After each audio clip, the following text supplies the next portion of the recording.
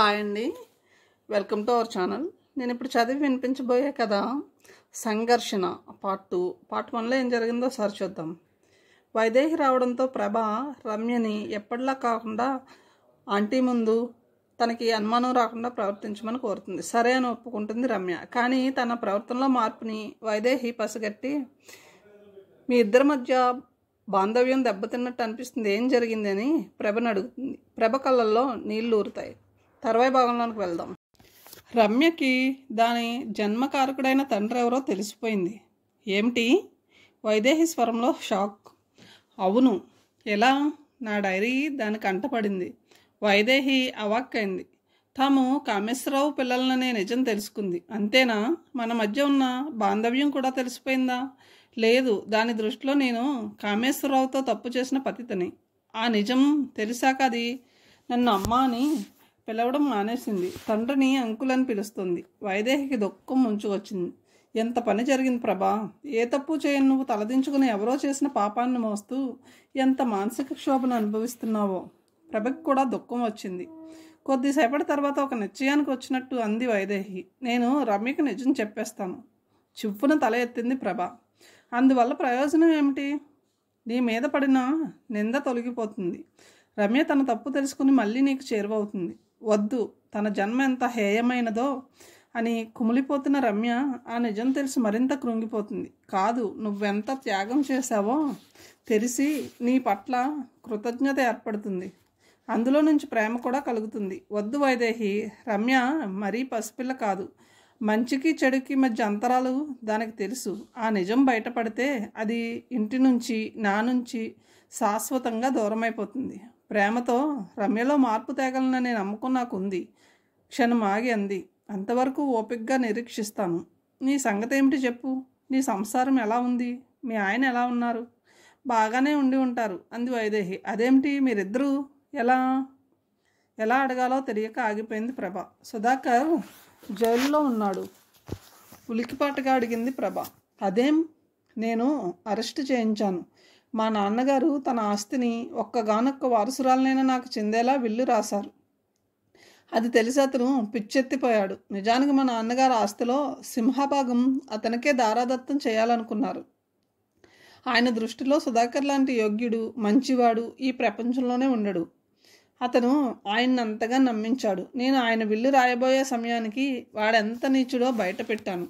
ఆయన తన నిర్ణయాన్ని మార్చుకుని ఆస్తిని నా పేర రాశారు. అది తెలిసి సుధాకర్ నా అడ్డు తొలగించుకోవడానికి నాపై 2 సార్లు హత్యా ప్రయత్నం చేశాడు. అందుకే నా డబ్బు పలుకుబడి ఉపయోగించి వాడిని అరెస్ట్ చేయించాను. పిటి ఏమిటంటే వాడికి బెయిల్ ఇవ్వడానికి కూడా ఎవ్వరూ లేరు. మీ నాన్నగారు నా జీవితం ఇలా కావడానికి తన తొందరపాటు నిర్ణయమే కారణమనే మనోవ్యధతో 6 నెలలు తిరగకుండానే పోయారు. మరో 2 నెలలకే అమ్మ కూడా ఆయన దగ్గరికే వెళ్ళిపోయింది. నాకు ఈ ప్రపంచంలో నువ్వు తప్ప ఎవ్వరూ లేరు. ప్రభ కళ్ళల్లో నీళ్లు చిప్పిల్లాయి. వైదేహిని కౌగలించుకుని కన్నీళ్లతో మనసుని ప్రక్షాళన చేసుకుంది. ఇద్దరి మధ్య కొన్ని క్షణాలు మౌనం రాజ్యమేలింది. తను చేసిన తప్పుకి ప్రభ నిందమోస్తుంది.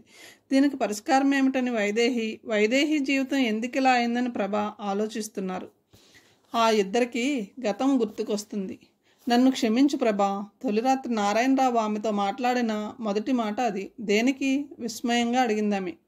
నేను నీకు ద్రోహం చేశాను. ఆమెకి అతను ఏమంటున్నాడో అర్థం కాలేదు. నీ జీవితంలోని సుఖ సంతోషాలని కాలరాచాను. అసలు నేను పెళ్లి చేసుకోవాలనుకోలేదు, కానీ మా అమ్మ చస్తానని బెదిరించి ఒప్పించింది. ప్రభకి దిగ్భ్రమణతో నోట మాట రాలేదు. నేను సంసార జీవితానికి అనర్హుడిని. భర్త అనే పదానికి సరైన నిర్వచనంలా నిన్ను నా ప్రాణపదంగా చూసుకుంటాను. అంతకు మించి నా నుంచి ఏమీ ఆశించకు. అతను వణికే స్వరంతో చెబుతున్నాడు. భూమి 2గా చీలిపోలేదు, తలపై పిడుగు పడలేదు, ఉప్పెన వచ్చామని నిలువెల్ల ముంచెత్తలేదు. కానీ ఆ 3 ఒకేసారి సంభవిస్తే కలిగేంత షాక్ తగిలింది. ఆమె ఆ షాక్ నుంచి తేరుకోకుండానే గదిలో నుంచి వెళ్ళిపోయాడు. ప్రభ స్తంభీభూతురాలయ్యి నిలబడిపోయింది. అతను చెప్పిన విషయం అర్థమవడానికి, అర్థమైన నిజాన్ని జీర్ణించుకోవడానికి ఆమెకి ఎక్కువ సమయం పట్టలేదు. మెదడు ఆలోచనారహితంగా స్తబ్దంగా ఉంది. చాలాసేపటి వరకు ఆలోచించే స్థితికి రాలేకపోయింది. ఇలా జరిగిందేమిటి అని తనని తాను ప్రశ్నించుకుందామే. దిగువ మధ్యతరగతి కుటుంబంలో పుట్టిన ఆమె 6 అడుగుల అందగాడిని, కోటీశ్వరుడిని భర్తగా కోరుకోలేదు. తనని ప్రాణప్రదంగా చూసుకునే భర్త రావాలని, అతని సహచర్యంలో తన జీవితంలో మాధుర్యాన్ని పండించుకోవాలని, అతని పిల్లలకి తల్లిగా మాతృగర్భంతో పులకరించిపోవాలని కలలు కనేది. కానీ తన కళ్ళు కళ్ళలవుతాయని, తన ఆశలు ఈ జన్మలో నెరవేరేవి కావని ఆమె ఎప్పుడూ ఊహించలేదు. తన భర్త నపుంసకుడని మొదటి రాత్రే తెలిసి ఆమె మనసు తనువు గడ్డకట్టుకుపోయాయి. తను కోరుకోకుండానే ఆస్తిపరుల సంబంధం వెతుక్కుంటూ వచ్చింది. కానీ తను కోరుకున్నది ఎలాంటి జీవితాన్న అసహాయతతో దుఃఖం వస్తుంది. మండుతున్న ఆమె మనసుని కన్నీళ్లు చల్లార్చలేకపోయాయి. ఆ రాత్రి ఆమె నిద్రపోలేదు. కన్నీళ్లు, ఆలోచనలు, తన జీవితం ఎందుకిలా అయిందనే వ్యధ. తెల్లవారుతుండగా బయటికి రాబోతూ అద్దంలో తనను తాను పరిశీలనగా చూసుకుందామే. రాత్రి జడలో తురుముకున్న మల్లెలు మత్తుగా విచ్చుకుని ఆమెను పరిహాసిస్తున్నాయి. కసిగా పొలను తీసి గదిమూలకి విసిరుకొట్టి బయటికి వచ్చింది. ఎర్రబడిన ఆమె కళ్ళని చూస్తూ, రాత్రి మీ ఆయన నిద్రపోనివ్వలేదా అని అత్తగారి తరపు బంధువుల్లో సిగ్గులైన ఆడవాళ్ళు కొందరు వేళాకోలం ఆడుతూ ఉంటే ఆమె గుండెలో శూలం గుచ్చినట్టయింది. స్నానం చేసి తల తుడుచుకుంటూ ఒంటరిగా పెరట్లో నిలబడింది. ఇల్లంతా బంధువులతో కలకలలాడుతుంది. అందరూ ఆనందంగా ఉన్నారు. తను ఒక్కరితే ఒంటరితనమనే లోయలో దురదృష్టపు కబంధ హస్తాల్లో చిక్కుకుని ఉంది. ఆమె కళ్ళల్లో నీళ్లు ఊరుతున్నాయి. జుట్టుని అలా విదిరిస్తే కొసలు చిట్లిపోతాయి. దగ్గరలో అత్తగారి స్వరం వినిపించింది. ఆమె కన్నీళ్లను దాచుకునే ప్రయత్నం ఏమీ చేయలేదు. సూర్యకాంతమ్మ ప్రభ చేతిలోని టవల్ని అందుకుని సున్నితంగా జుట్టుని తుడుస్తూ అంది, రాత్రి మీ మధ్య ఏమీ జరగలేదని ఎవ్వరికి, చివరికి నీ కన్న తల్లికి కూడా చెప్పకు. ప్రభ నోటమాట రానట్టు ఆవిడనే చూస్తుండిపోయింది. అంటే కొడుకులోని లోపం తెలిసే ఆవిడ పెళ్లి పేరుతో తనని గోతిలోకి లాగిందన్నమాట. నీ భర్త సంసార జీవితానికి అర్హుడు కాడనే విషయాన్ని గుట్టుగా నీ గుండెల్లోనే దాచుకో. అంటే మీకు మీ అబ్బాయిలోని లోపం సంగతి తెలుసా? అడగలేక అడిగింది. తెలుసు. నారాయణ పెళ్లి చేసుకున్నానని గొడవ చేశాడు. నేనే వాడిని పెళ్లికి ఒప్పించాను. నా గొంతు కోసారు. నిలువెల్లా వణికిపోతూ ఆగ్రహంగా అంది. ఈ రహస్యాన్ని అందరికీ తెలిసేలా అరిచి యాగీ చేశావనుకో, నీకు ఒరిగేదేమిటి? మహా అయితే సానుభూతి. మొన్న పెళ్ళయింది, ఇవాళ నువ్వు వాడిలో లోపం ఉందని వాడిని వదిలేసి పోగలవా? కారణం ఏదైనా కానీ భర్తని వదిలి వచ్చిన నిన్ను నీ తల్లిదండ్రులు జీవితాంతం పోషించగలరా? లేకపోతే నారాయణకి నీ చేత విడాకులు ఇప్పించి మరో పెళ్లి చేస్తారా? ఆవిడ తనని బ్లాక్మెయిల్ చేస్తుందో, పరిస్థితులతో రాజీ పడమని, రాజీ పడలేకపోతే జరిగే పర్యవసానాన్ని హెచ్చరిస్తుందో ఆమెకు అర్థం కాలేదు. కూతురు పెద్దింటి కోడలైందనే సంతోషంతో నిశ్చింతగా ప్రభ తల్లిదండ్రులు తిరుగు ప్రయాణమయ్యారు. ఆమె కూడా కన్నీళ్లను దాచుకుని సంతోషాన్ని నటిస్తూ వాళ్ళ ముందు తిరిగింది. ప్రభ లోకం దృష్టిలో చాలా అదృష్టవంతురాలు. అమ్మని మరిపించే అత్తగారు, కోరుకోకుండానే ఖరీదైన చీరలు, నగలు, డబ్బులిచ్చే సుఖాలు. కానీ ఆమె ఎంత దురదృష్టవంతురాలో ఎవరికి తెలుసు? పెళ్ళైనా తను ఇంకా కన్యే. కొడుకులో ఉన్న లోపం గురించి తెలిసే ఏరికోరి తనని ఆ ఇంటి కోడలుగా చేసుకున్న అత్తగారి వంచనని ఆమె తట్టుకోలేకపోతుంది. ఆమె 1-2 సార్లు భర్తతో తెగతింపులు చేసుకుని ఆ ఇంట్లోంచి వెళ్ళిపోవాలనుకుంది. కానీ అలా చెయ్యనీయకుండా ఏదో తెలియని బంధం ఆమెని పట్టి ఆపుతుంది. ఆ బంధం నారాయణరావు. అతను చాలా మంచివాడు. ఆమెతో స్నేహంగా, ప్రేమగా మసలేవాడు. అతని సాహచర్యంలో ఆమె రోజు రోజుకి అతనికి మానసికంగా దగ్గరైపోతుంది. కానీ ఏదో వెలితి నిస్సారంగా గడిచిపోతున్న రోజులు. వయసుకి మనసుకి మధ్య జరిగే యుద్ధంలో అలసిపోయేది. ఆమె చేసే పన్నీటి స్నానాలు, పూజలు, ఉపవాసాలు ఇవన్నీ చూసే వాళ్ళకి ఆమె ఎంతో దైవభక్తి కలదనిపించినా అవన్నీ ఆమె ఎందుకు చేస్తుందో ఆమెకే తెలుసు. మనసుని అదుపులో పెట్టుకోవడానికి ఆమె తనకు తానే కఠిన నియమాలుగా విధించుకున్న శిక్షలవి. వాళ్ళ పెళ్ళయి ఏడాది నిండింది. ఇరుగు పొరుగున ఉండే స్త్రీలు ఇంకా విశేషమేమీ లేదా అని అడిగేవారు. వాళ్ళ ప్రశ్నకి సమాధానంగా ఒక నవ్వు నవ్వేసి అక్కడి నుంచి వెళ్ళిపోయి మనసులోనే ఏడ్చేది. ఒకరోజు జడ వేసుకుందామని జుట్టు విప్పుకొని దువ్వెన చేతిలోకి తీసుకుంది. నేను నీకు జడ వేస్తానంటూ సూర్యకాంతమ్మ ఆమె దగ్గర కూర్చుని దువ్వెన తను తీసుకుంది. ఆవిడ తనతో ఏదో ముఖ్యమైన విషయాన్ని మాట్లాడబోతుందని ప్రభకి అర్థమైంది. ఆవిడ ఆమె జుట్టుని సున్నితంగా చిక్కులు తీస్తూ అడిగింది, నువ్వు మహాభారతం చదివావా? చదివాను.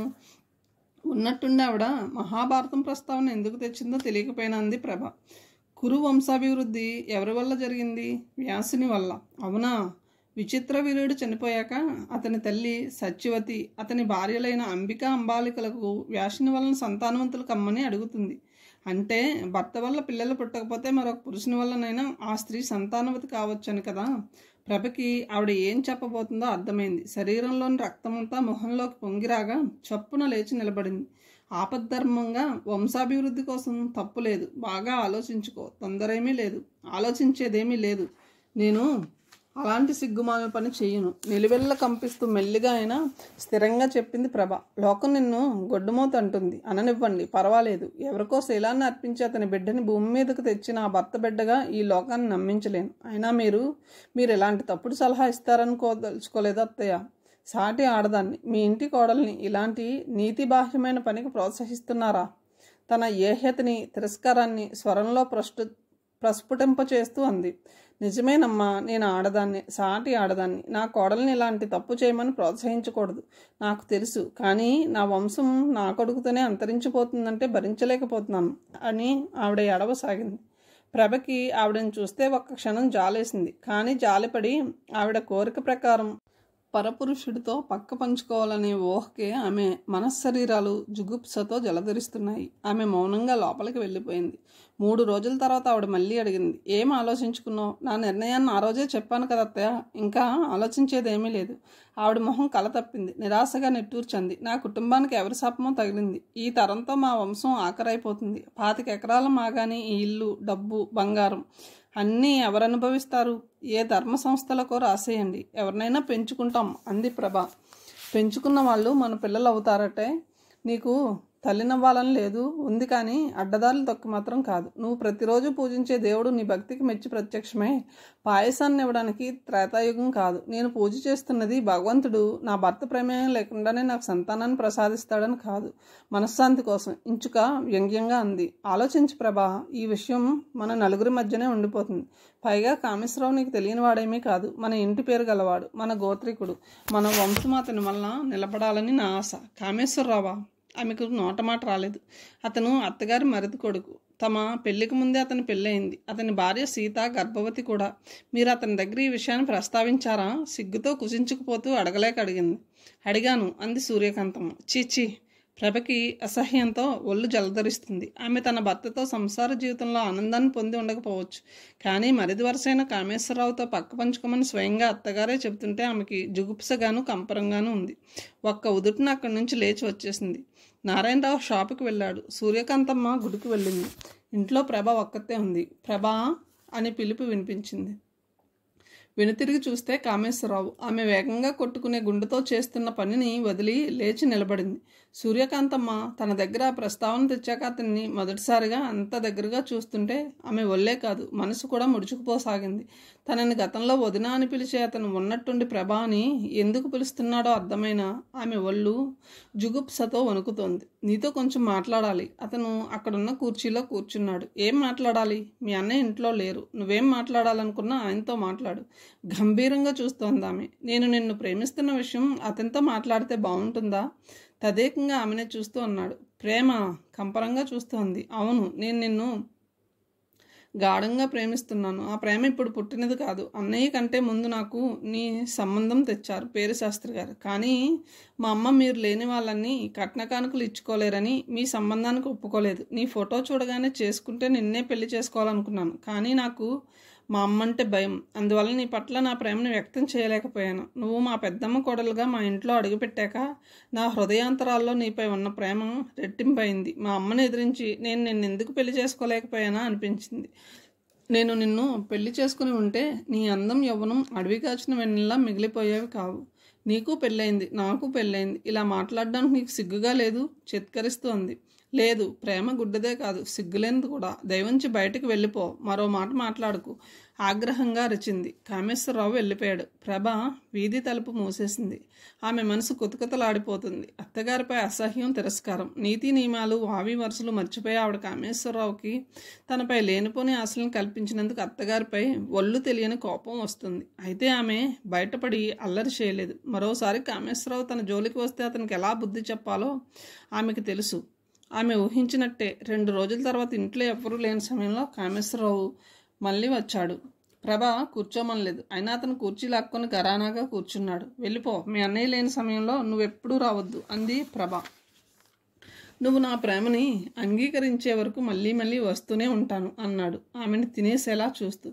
నువ్వు నన్ను గతంలో ప్రేమించి ఉండొచ్చు, ఇప్పుడు నీ వదినని, నీ తల్లి తర్వాత తల్లి లాంటిదాన్ని, నువ్వు నన్ను గౌరవించాలి అంది సహనాన్ని కూడా తీసుకుంటూ.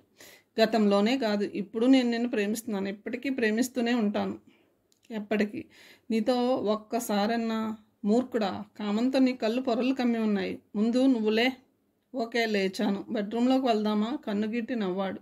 ఆ క్షణంలో ప్రభ అపర భద్రకారి అయింది. చెయ్యెత్తి అతని చెంప చెల్లుమనిపించింది. పశువా, బయటికి పోరా, ఆగ్రహంతో వణికిపోతూ అరిచింది. కామేశ్వరరావు ఏమనుకున్నాడో మౌనంగా బయటికి నడిచాడు. అతను బయట అడుగు పెట్టగానే ప్రభ తలుపు దడాలను మూసేసింది. అవమానంతో ఆమె మనసు మండిపోతుంది. అతని చూపుల్లోని వెకిలితనం, బహాటంగా తనపై కోరికను వ్యక్తం చేయడం గుర్తుకొస్తే ఆమె మనశ్శరీరాలు జుగుప్సతో ఏహ్యతతో ముడుచుకుపోతున్నాయి. కామేశ్వరరావు మళ్ళీ ఆ ఇంటికి రాలేదు. ప్రభ తేలిగ్గా ఊపిరి పీల్చుకుంది. ప్రభ కామేశ్వరరావుల మధ్య అక్రమ సంబంధం ఉందనే వదంతి ఊరంతా కార్చిచ్చులా వ్యాపించింది. ఆ కార్చిచ్చు తాలూకు మంట ప్రభని తాకింది. ఆమెకి సిగ్గుతో అవమానంతో ప్రాణం పోతున్నట్టుంది. ఈ నిప్పులేని పొగ ఆమె జీవితాన్ని ఉక్కిరిబిక్కిరి చేస్తుంది. ఉన్నట్టుండి ఒకరోజు కామేశ్వరరావు దగ్గర నుంచి ఆమెకు ఫోన్ వచ్చింది. ఫోన్లో కామేశ్వరరావు స్వరం వినగానే ఆమె ఫోన్ పెట్టేయబోయింది. నీకో నిజం చెప్పాలి. ఏమిటది? అయిష్టంగానే అడిగింది. మన ఇద్దరి మధ్య లేని అక్రమ సంబంధాన్ని సృష్టించింది నేనే. నువ్వా? షాక్ అయిపోయింది. అవును, నేనే. అనాగ్రత పుష్పానివని విర్రవీగుతున్నావు కదూ, నీ పొగరు అనిచాను. పతివ్రతగా బతుకు చాలిద్దామనుకున్న నిన్ను పతితని చేశాను. మన ఇద్దరి మధ్య ఏమీ లేకపోయినా ఏదో ఉందని అందరూ నమ్మేలా చేశాను. ఏం చేసావు? అప్రయత్నంగా అడిగింది. ముత్యాల ముగ్గు సినిమా చూసావా? సంగీతని పతితగా నిరూపించి విలన్ ఆమె కాపురాన్ని ఎలా కూరుస్తాడో, నీ బెడ్రూమ్లో అదమర్చి నిద్రపోతున్న నువ్వు, ఆ గదిలో అర్ధనగ్నంగా నేను, మన ఇద్దరినీ చూసిన మీ ఇంటి పని మనిషి.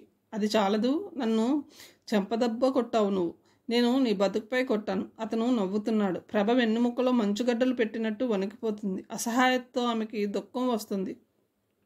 తన జీవితంతో కామేశ్వరరావు క్రూరంగా ఆడుకున్నాడు. తనపై పడిన మచ్చ తను చచ్చిపోయినా చెరిగిపోదు. ఇంతటి అవమానాన్ని భరిస్తూ తను బతకకూడదు. తను చావాలి. అవును, ఆత్మహత్య చేసుకోవాలి. వైదేహి అటు నుంచి ఇటు ఒత్తిగిల్లింది. ఆమెకి గతం గుర్తుకొస్తుంది. ప్రేమకి ఆకర్షణకి తేడా తెలియని వయసులో తప్పటడుగు వేసింది. ఆమె నెల తప్పిందని తెలిసి పెళ్లి చేసుకోమని అడిగితే అతను తాపీగా తనకి ఇదివరకే పెళ్ళయిందని చెప్పాడు. ప్రేమ మత్తులో అతని దగ్గర తనెప్పుడూ పెళ్లి ప్రస్తావన తేలేదు. తన తెలివితేటలు ఏమైపోయాయి? అతను తన అందాన్ని పొగిడేవాడు. తన పాదాల కింద నలిగే గడ్డిలా పుట్టిన తన జన్మ సార్థకమవుతుందనేవాడు. అతన్ని గుడ్డిగా నమ్మి మోసపోయింది. వైదేహికి తన మీద తనకే జాలేసింది. భవిష్యత్తుపై భయం వేసింది. కుటుంబ పరువు ప్రతిష్టలు గుర్తుకొచ్చాయి. వణికిపోయింది. ఇంటికి ఎలా వచ్చిందో తెలియదు. తలనొప్పి సాకుతో అన్నం తినకుండా పడుకుంది. ఆ రాత్రి కాలరాత్రి అయింది. నిద్ర పట్టలేదు. గుండెలోని దిగులు, భయం క్షణక్షణానికి పెరిగిపోతున్నాయి. తన సమస్యకి పరిష్కారం ఏమిటి? చచ్చిపోతే? కానీ బతుకుపై తీపి ఆమెని చావనివ్వలేదు. 4 రోజులు గడిచాయి. వైదేహి అన్నం తినడం లేదు. పీక్కుపోయిన మొహంతో లంకనాలు పడి లేచిన వ్యక్తిలా ఉన్న కూతుర్ని చూసి తల్లి తండ్రి ఆందోళన పడుతున్నారు. డాక్టర్ దగ్గరికి వెళ్దాం రామ్మా అంది జానకి. వద్దు, నా జబ్బేమిటో నాకు తెలుసు అంది రుద్ధస్వరంతో. ఏమైందమ్మా? ఆతృతగా అడిగింది. కూతురు మెల్లిగా చెప్పిన జవాబు విని ఆవిడ మ్రాన్పడిపోయింది. ఏమిటే పరాచకం? అయినా వేళాకోలానికి కూడా ఒక హద్దు ఉండాలి. జానకి కాళ్ళు చేతులు ఆడలేదు. భర్తని పిలిచి చెప్పింది. జగదీశ్వరరావు నిశ్చేష్టుడయ్యాడు. షాకు నుంచి తేరుకున్న ఆగ్రహంతో ఊగిపోయాడు. ఆ ముదనష్టపు దాన్ని చంపేస్తాను. మన పరువు తీసినది బతికుండడానికి వీల్లేదు. ఏమండి, అరిచి గోల చేయకండి. పరువు పోతుంది. ప్రతి సమస్యకి ఒక పరిష్కారం ఉంటుంది. అతను ఎవరో తెలుసుకుని పెళ్లి చేద్దాం. జగదీశ్వరరావు ఆలోచనలో పడ్డాడు. భార్య చెప్పిన సలహా సబబుగానే తోచింది. మెల్లిగా కూతురి గదిలోకి నడిచాడు. ఏడ్చి ఉబ్బిన కనురెప్పలతో ఉన్న కూతుర్ని చూస్తూ ఆయనకి జాలేసింది. అతను ఎవరో చెప్పమ్మా, అతనితో నీ పెళ్లి జరిపిస్తాను. అది ఎప్పటికీ వీలు కాదు నాన్న, డగ్గుత్తికతో అంది. ఎందుకని? అతనికి ఇదివరకే పెళ్ళయింది. హతాశుడయ్యాడాయన. ఎంత పని చేశావమ్మా అన్నాడు ఆవేదనగా. ఆయన స్వరం ఆక్రందనలా ఉంది. ఆ చేదు నిజాన్ని జీర్ణించుకోలేకపోతున్నాడు ఆయన. జానకి పైకి ఏడుస్తుంది. ఆయన మనసులో ఏడుస్తున్నాడు. అంతే తేడా. బాధని ఆగ్రహం అధిగమించింది. ఆవేశంతో వణికిపోతూ రౌద్రంగా అరిచాడాయన. నీకెంత స్వేచ్ఛనిచ్చాను? నీ మీద నేను పెంచుకున్న నమ్మకాన్ని వమ్ము చేశావు కదే పాపిష్టిదానా. నా పరువుని బజారుకి ఇడ్చిన నిన్ను ఆగ్రహంతో వణికిపోతున్న ఆయన్ని జానకి బలవంతాన్ని గది బయటకు తీసుకెళ్ళింది. కొద్దిసేపటి తర్వాత ఆయన స్థిమితపడ్డాడు. ఏమండి, మన పిల్లల్ని మనమే బయట పెట్టుకుంటామా చెప్పండి. అది తప్పే చేసింది. ఆ తప్పిని సరిదిద్దే ప్రయత్నం చేయండి. చేయడం కన్నవాళ్ళగా మన బాధ్యత. వైదేహి చేసిన తప్పుని భగవంతుడు కూడా సరిదిద్దలేడు జానకి. ఈ విషయం బయట పొక్కితే ఆత్మహత్య చేసుకోవడం తప్ప నాకు వేరే దారి లేదు. జగదీశ్వరరావు బావురుమన్నాడు. ఆవిడ దుఃఖాన్ని దిగమింగి భర్తని వాదార్చింది. ఆయనకి కర్తవ్య బోధ చేసింది. మరునాటి ఉదయమే ఆయన కూతురితో భార్యతో కారులో బయలుదేరారు. పక్కనే ఉన్న చిన్న పల్లెటూరులో ఉన్న ఒక హాస్పిటల్ ముందు కారు ఆగింది. వైదేహి ప్రాణం ఉన్న బొమ్మలా ఉంది. ఆమె మనసుకు తగిలిన గాయం ఆమెలో ఆలోచించే శక్తిని కోల్పోయేలా చేసింది. జానకి డాక్టర్తో మాట్లాడి వచ్చి కూతుర్ని పిలుచుకెళ్ళింది. డాక్టర్ వైదేహిని ఏవో ప్రశ్నలు అడిగి ఆమెను పరీక్షించి ఆమెకి 4వ నెల నిండబోతుందని, ఆ సమయంలో అబార్షన్ చేస్తే ప్రాణానికే ముప్పు అని చెప్పింది. చదువుకున్న వాళ్ళ ఉన్నారు. 4 నెలలు నిండిపోయినా గర్భిణి అని తెలుసుకోలేకపోయారా అని చివాట్లేసింది. తండ్రి తలపట్టుకున్నాడు. అమ్మాయికి నెలసరి ఎప్పుడూ రెగ్యులర్గా రాదు. పైగా గర్భిణీ లక్షణాలు ఏవి కనబడలేదు. అసలు ఆ అనుమానమే రాలేదు. సంజాయిషి ఇస్తున్నట్టు అంది జానకి. నేను అబార్షన్ చెయ్యను. నాటు మందులు వాడే అమ్మాయి ప్రాణాలకు ముప్పు తీసుకురాకండి. మరో 5 నెలలు ఓపిక పడితే ప్రసవం అవుతుంది. ఎవరైనా పిల్లలు లేని వాళ్ళకి బిడ్డనిస్తే కళ్ళకద్దుకుని పెంచుకుంటారు అంది డాక్టర్. తండ్రి అయిష్టంగానే అంగీకరించాడు. తల్లి మొహంలో విచారం, ఆందోళన. ఈ రహస్యం బయటపడిన రోజు తమ జీవితాలు తలకిందులవుతాయని ఆవిడకి తెలుసు.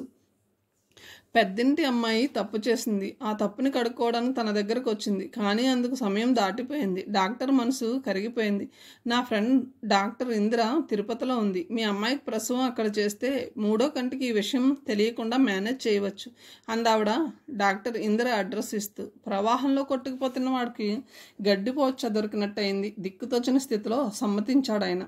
తండ్రి పరువు ప్రతిష్టలు, అగమ్యగోచరమైన తన భవిష్యత్తు వైదేహిని కలవరపెడుతున్నాయి. వణికిస్తున్న వర్తమానం. తను తల్లిదండ్రులకు సమస్య కాకూడదు. తన సమస్యను తనే పరిష్కరించుకోవాలి. ఆ క్షణంలో మనసుకి తట్టిన పరిష్కారం ఆమెని మంచం మీద నుంచి దిగ్గున లేచేలా చేసింది. అదే ఊపితో తలుపు తీసుకుని గది బయటకు వచ్చింది. ఇల్లంతా నిశ్శబ్దంగా ఉంది. తండ్రి బెడ్రూమ్ వైపు చూసింది. ఆ గది తలుపు మూసి ఉంది. తల్లి తండ్రి నిద్రపోతున్నారో లేక తన సమస్య గురించి ఆలోచిస్తున్నారో ఆమె నిట్టూర్చి చప్పుడు చేయకుండా మెయిన్ డోర్ తీసి బయటికి నడిచింది. తిరిగి తలుపు మూసేసింది. ఆటోమేటిక్ లాక్ ఉన్న తలుపు క్లిక్ అనే చిన్న శబ్దంతో మూసుకుపోయింది.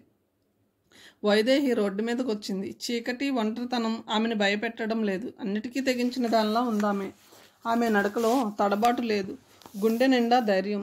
ఆమె అడుగులు స్థిరంగా పడుతున్నాయి. గోదావరి ఒడ్డుకి చేరుకున్నాక తెలిసింది తనెంత వేగంగా నడిచిందో. ఒళ్ళెంత స్వేదంతో తడిసి ముద్దయింది. గుండె రెట్టింపు వేగంతో కొట్టుకుంటుంది. రేవు మెట్లు దిగింది. ఆఖరి మెట్టు మీదకి వచ్చాక అప్రయత్నంగా ఆగిపోయింది. గుడ్డి వెనెల్లో తనలాంటి మరో స్త్రీ ఆకారం. క్షణం గుండె జల్లుమంది. బిచ్చగత్తి అయ్యి ఉంటుందా లేక పిచ్చిదా? అదీ కాకపోతే తనలాగే దగాపడిన మరో స్త్రీయా? తన ప్రయత్నాన్ని అడ్డుకోదు కదా. అయినా చావబోతూ ఇన్ని ఆలోచనలు ఎందుకు? గబగబా మెట్లు దిగేసి నీళ్ళలోకి దూకేస్తే సరి.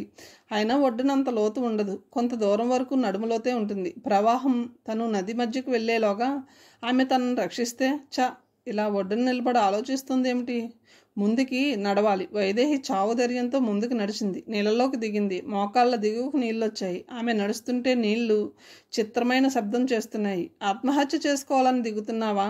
సమీపంలో వినవచ్చిన స్త్రీ స్వరం విని ఉలిక్కిపడి తల తిప్పింది. ఎప్పుడొచ్చిందో తెలియదు. ఆమె తన వెనకే నీళ్లలో ఉంది. వెన్నెల రేఖల పాలరాయిలంటే ఆమె శరీరం మీద పడి పరావర్తనం చెందుతున్నాయి. ఆమె అద్భుత సౌందర్యాన్ని రెప్పవాల్చకుండా చూస్తూ క్షణం పాటు తను వచ్చిన పని మరచిపోయింది. ఆమె ఇందాకటి ప్రశ్ననే రిపీట్ చేసింది. ఆమె ముక్కుకి ఉన్న వజ్రపు ముక్కు పొడకని, మెడలోని గొలుసులని చూస్తూ ఆమె బెచ్చగత్తె కాదు అనుకుంది.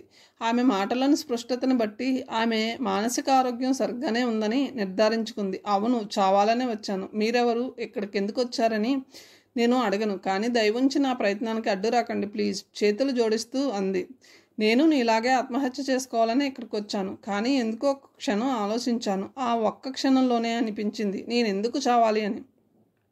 నేనేదో సాధించడానికే పుట్టాను అనిపించింది. ఇంటికి తిరిగి వెళ్దామనుకుంటున్నాను. ఈలోగా నువ్వు కనిపించావు. నువ్వు ఆత్మహత్య చేసుకోవాలనే ఇక్కడికి వచ్చావని అర్థమైంది. అయితే ఇంటికెళ్ళి మీరేం సాధించాలని పుట్టారో శోధించండి. నన్ను ఆపే ప్రయత్నం చేయకండి, పల్లబిగువన అంది వైదేహి. సరే, నేను నిన్ను ఆపను, కానీ ఒక సలహా ఇస్తాను. ఒక్క నిమిషం ఆగి కళ్ళు మూసుకొని 1 నుంచి 100 దాకా అంకెలని రివర్స్లో లెక్కపెట్టు. ఎందుకు? లెక్కపెట్టిన తర్వాత కూడా చచ్చిపోవాలనిపిస్తే హాయిగా చచ్చిపో. నేను నిన్ను ఆపను. వైదేహి క్షణం ఆమె వంక చూసింది. ఆమె మాటలోని మహత్యం ఏమిటో కానీ ఆమె తక్షణం తన ప్రయత్నాన్ని విరమించుకుని అంకెలను లెక్కపెట్టడం మొదలుపెట్టింది. 100, 99, 80, 9, 8, 5, 3, 2, 1. అరే, మనసులో చెలరేగిన తుఫాను ఏమైపోయింది? మనసు ఎందుకింత ప్రశాంతంగా ఉంది? కాళ్ళ కింద చల్లగా ఉన్న నీరు తను అక్కడికి ఎందుకు వచ్చిందో గుర్తు చేసింది. ఎదుట ప్రశాంతంగా ప్రవహిస్తున్న గోదావరి తొలిసారిగా భయపెట్టింది. అప్రయత్నంగా ఆమె అడుగులు వెనక్కి పడ్డాయి. 2 మెట్లు ఎక్కాక హఠాత్తుగా కూలబడి చేతులతో మొహం దాచుకొని బావురుమంది. ఆమె ఆదరంగా వైదేహి భుజాల చుట్టూ చెయ్యి వేసింది. కొద్ది క్షణాల తర్వాత దుఃఖపు పొంగు చల్లారింది. ప్రేమించి మోసపోయావా అమ్మా? అవును, నాకు నెల తప్పింది. పెళ్లి చేసుకోమని అడిగితే తనకి ఇదివరకే పెళ్ళయిందని చెప్పాడు. వృద్ధస్వరంతో అంది. ఈ విషయం మీ ఇంట్లో వాళ్ళకి తెలుసా? తెలుసు. అబార్షన్ చేయిద్దామని డాక్టర్ దగ్గరకు తీసుకెళ్లారు. నాకు 4వ నెల నిండిపోయిందని, అబార్షన్ చేస్తే ప్రాణానికే ప్రమాదమని చెప్పారు డాక్టర్. ఎక్కడికో దూరంగా తీసుకెళ్లి ప్రసవం చేయిస్తారట. పుట్టిన బిడ్డని ఎవరికో ఇచ్చేయమంటున్నారు. ఈ విషయం ఎప్పటికైనా ఎవరికైనా తెలిస్తే ఇప్పటికే మా అమ్మా నాన్నలు నా గురించి బెంగతో దిగులు పడిపోతున్నారు. ఇది నేను తెచ్చుకున్న సమస్య. నేనే పరిష్కారం చేసుకోవాలి. చావు తప్ప నాకు వేరే దారి కనపడలేదు. క్షణం ఆగి అడిగింది. అవును, మీరెందుకు ఆత్మహత్య చేసుకోవాలనుకుంటున్నారు? నాకు పెళ్ళయింది. నా భర్త సంసార జీవితానికి అనర్హుడు. మా అత్తగారు నన్ను ఇంకో మగాడితో పక్క పంచుకొని పిల్లలు కనమంది. ఆవిడ నా కోసం ఎన్నిక చేసిన మగవాడు ఎవరో తెలుసా? నా మరిది. మా అత్తగారి మరిది కొడుకు. ఆవిడ ప్రోత్సాహంతో వాడు నా వెంటబడి వేధిస్తున్నాడు. నేను లొంగలేదని కక్షతో వాడికి నాకు మధ్య అక్రమ సంబంధం ఉందనే అబద్ధాన్ని నిజమని లోకం నమ్మేలా చిత్రీకరించాడు. లోకం దృష్టిలో నేను పతితనయ్యాను. అవమానం భరించలేక చావాలనుకున్నాను. ఒకే ఒక్క క్షణం నా నిర్ణయాన్ని మార్చింది. అక్క, నాకు చావాలని లేదు, అలాగని బతికే ధైర్యము లేదు. నన్ను అక్క అని పిలిచావు. నువ్వు ఈ క్షణం నుంచి నా చెల్లివి. నీకో సలహా ఇస్తాను. నచ్చితే అలా చెయ్యి. చెప్పు. నీ బిడ్డని నేను పెంచుకుంటాను. అక్క, ఆమె కళ్ళు వెడల్పయ్యాయి. ఏం ఇవ్వవా? బిడ్డని కన్నా పెంచుకోగలిగిన ధైర్యం నీకు లేదు. వాడిని అనాథని చేస్తావా? వైదేహి కళ్ళల్లో నీళ్లూరాయి. లేదు, బిడ్డని నీకు ఇస్తాను. మాట తప్పవుగా? తప్పను. సరే, ముందు నువ్వు ఇంటికి వెళ్ళు. కాదు, నిన్ను నేను మీ ఇంటి దగ్గర దింపుతాను. రేపు మళ్ళీ ఇక్కడే కలుసుకుందాం, సరేనా? ఇక్కడొద్దు, మార్కండేయ స్వామి గుడిలో కలుసుకుందాం. సరే. ఇద్దరూ వెనుతిరిగి నడవడం మొదలుపెట్టారు. జీవితాన్ని ముగించుకోవాలని అక్కడికి వచ్చిన ఆ ఇద్దరూ తిరిగి జీవితాన్ని ప్రారంభించాలనుకున్నారు. గడిచిన రాత్రిని తలుచుకుంటే వైదేహి గుండె జల్లుమంటుంది. ఆత్మహత్య చేసుకోవాలనుకున్నది తనేనా? ఆ టైంలో ఆమె అక్కడికి రాకుండా ఉంటే ఈసరికి తను నదీ గర్భంలో కలిసిపోయి ఉండేది. తను చేసిన తప్పుకి తనతో పాటు తన కడుపులో ఊపిరి పోసుకుంటున్న చిన్న ప్రాణి కూడా. ఇంతకీ తనని ఆత్మహత్య ప్రయత్నం నుంచి విరమింపజేసిన ఆమె ఎవరు? ఆమె నిజంగానే తన బిడ్డని పెంచుకోవాలనుకుంటుందా? తనకి పిల్లలు లేరని ఆమె చెప్పిన మాట నిజమేనా? పిల్లల్ని అమ్మేసే ముఠాకు సంబంధించిన మనిషి కాదు కదా. 1,00,000 భయాలు, 1,000,000 సందేహాలతో అతలాకుతలమవుతున్న మనసుతో సాయంకాలం వరకు అస్థిమితంగా గడిపింది. సాయంకాలం మార్కండేయ స్వామి గుడికి వెళ్ళింది. ఒక పక్కగా జనానికి దూరంగా కూర్చుంది. చాలాసేపు అయిందా నువ్వొచ్చి? సమీపంలో ఆమె స్వరం వినిపించి ఉలిక్కిపడి తల తిప్పి చూసింది. ఆమె నిర్మలంగా నవ్వుతుంది. రాత్రి పరీక్షగా చూడలేదు, కానీ మంచి అందగత్తె. ఇంచుమించుగా తన వయసే ఉంటుంది. నా పేరు ప్రభ, సూర్యప్రభ అందామె. నా పేరు వైదేహి. గొప్పింటి అమ్మాయిలా ఉన్నావు అంది ప్రభ. ఒక్క చూపులో ఆమె చెవులకి ఉన్న డైమండ్ లూప్స్ని, మెడలో గొలుసుకి ఉన్న డైమండ్స్ పొదిగిన లాకెట్ని చూస్తూ, నాన్నగారు సింగపూర్కి ఎక్స్పోర్ట్ చేసే బిజినెస్ చేస్తారు. ఫ్యాక్టరీ ఉంది. ఒక్కతే అమ్మాయినని గారంగా పెంచారు. డబ్బు, స్వేచ్ఛ ఇచ్చారు. ఆ స్వేచ్ఛను నేను దుర్వినియోగం చేసుకున్నాను. ఆమె స్వరంలో పశ్చాత్తాపం. అది నీ తప్పు కాదులే. ఆకర్షణకి ప్రేమకి తేడా తెలియని వయసు చేసే తప్పు. రాత్రి మీరు నాతో చెప్పిందంతా నిజమేనా? ఏం అబద్ధం అనుకుంటున్నావా? రాత్రి నిద్ర పట్టలేదు. తెల్లవారుజామున మాగున్నగా కొంచెం నిద్ర పట్టింది. ఆ నిద్రలో భయంకరమైన కళ. మీరు నాకు పుట్టిన ఆడపిల్లలని పెంచి పెద్ద చేశారు. అది యుక్త వయసుకు వచ్చాక దాని చేత వ్యభిచారం చేయిస్తున్నారు. వైదేహి గొంతు వణికింది. నిజమే, లోకంలో అలాంటి దుర్మార్గులు ఉన్నారు. నిన్ను మా అమ్మ వాళ్ళ ఇంటికి తీసుకెళ్ళి వాళ్ళని పరిచయం చేస్తాను, సరేనా? చెబుతున్న ప్రభ మొహం అప్పుడే గుడిలోకి ప్రవేశిస్తున్న ఒక వ్యక్తిని చూసి కఠినంగా మారిపోయింది. వీడు ఇక్కడికి కూడా దాపురించాడా అంది పళ్ళు కొరుకుతూ. ఎవరక్క అంటూ అటువైపు చూసిన వైదేహి చప్పున స్తంభం చాటుకు తప్పుకుంది. అతను ప్రభ దగ్గరికి వచ్చాడు. ఎలా ఉన్నావు ప్రభా? నవ్వుతూ అడిగాడు. ఆమె తన నిరసనని ప్రకటిస్తూ మొహాన్ని పక్కకు తిప్పుకుంది. ఊరొదిలి పారిపోయి వచ్చినంత మాత్రాన నేను నిన్ను వదులుతాననుకుంటున్నావా? ఇప్పుడే ఇంతకుముందే మీ ఇంటికెళ్ళి మన మధ్య ఏముందో మీ అమ్మ నాన్నలకు చెప్పాను. నీ ఇష్టం వచ్చినట్టు చెప్పుకో. ఎవరు నమ్మినా మా అమ్మ నమ్మదు.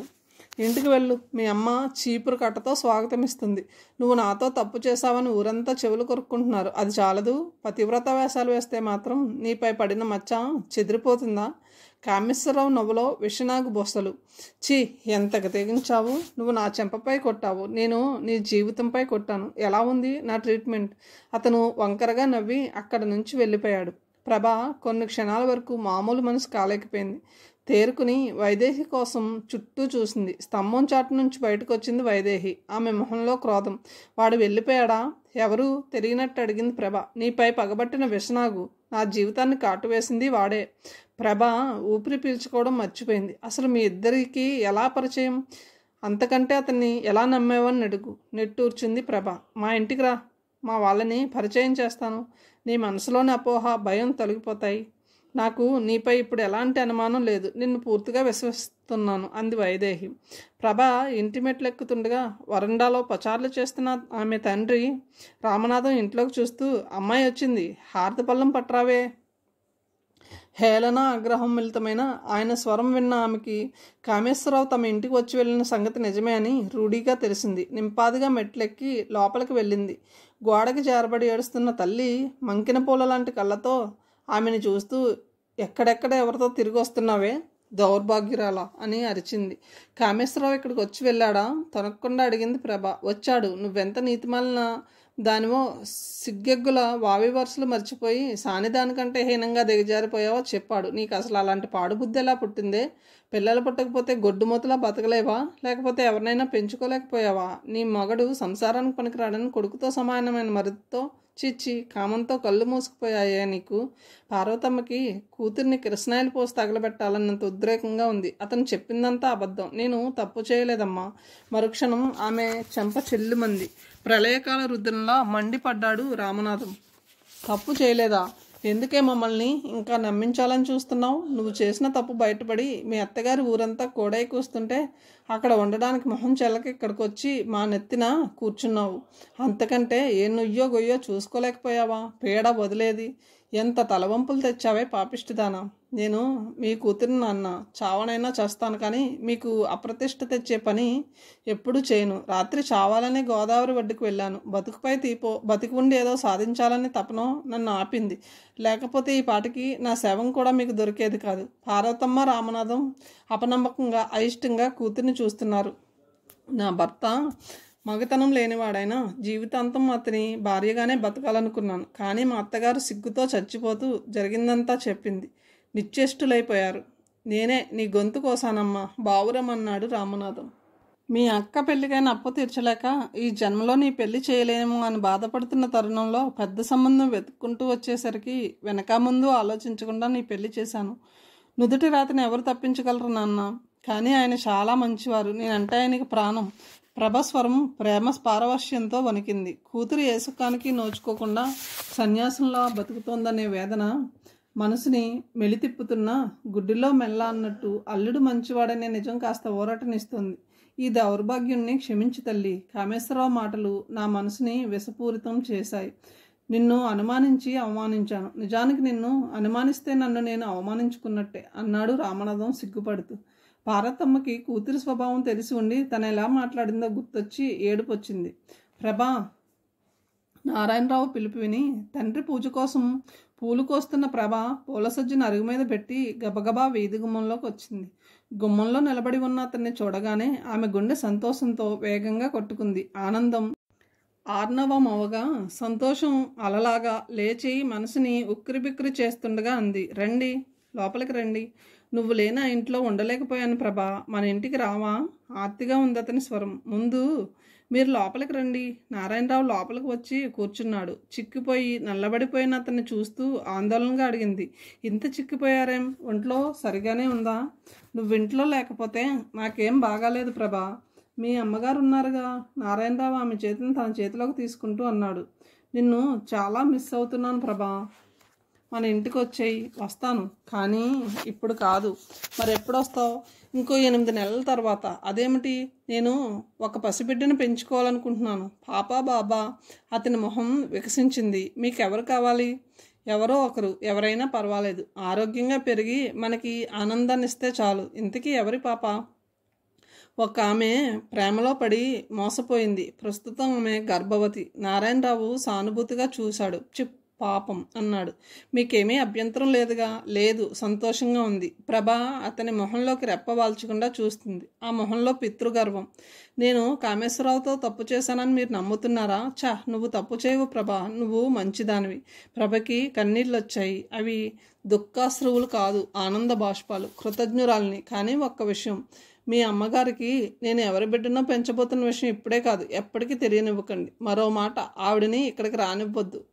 నీకు వాగ్దానం ఇస్తున్నాను అన్నాడు నారాయణరావు. జగదీశ్వరరావు భార్యని, కూతురిని తిరుపతిలో ఉంచడానికి అన్ని ఏర్పాట్లు చేశాడు. కూతురికి పుట్టబోయే బిడ్డను పెంచుకోవడానికి సిద్ధపడిన ప్రభా వాళ్ళకి దేవతలా కనిపిస్తుంది. నర్సింగ్ హోమ్ దగ్గరలో ఒక ఫ్లాట్ అద్దెకి తీసుకున్నారు. వైదేహి ఆమె తల్లి. జానకితో పాటు ప్రభ కూడా వాళ్ళతోనే ఉంటుంది. కథను ఇంతటితో ముగిస్తున్నాను. తిరిగి తర్వాయి భాగంతో కలుద్దాం. Thank you.